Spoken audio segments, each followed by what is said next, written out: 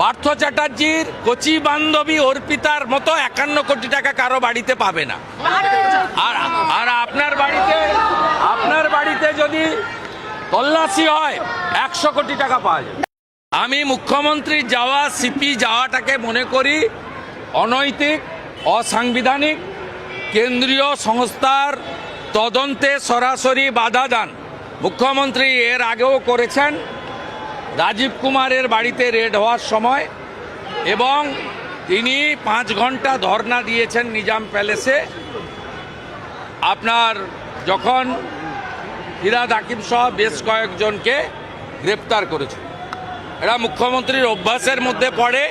কিন্তু কেন্দ্রীয় তদন্তকারী সংস্থা তার যে সাংবিধানিক অধিকার আছে সেই অনুযায়ী যদি এই তৃতীয়বারেও এই মুখ্যমন্ত্রী এবং সিপির বিরুদ্ধে ব্যবস্থা না নেন, তাহলে কিন্তু পশ্চিমবাংলায় ভুল বার্তা।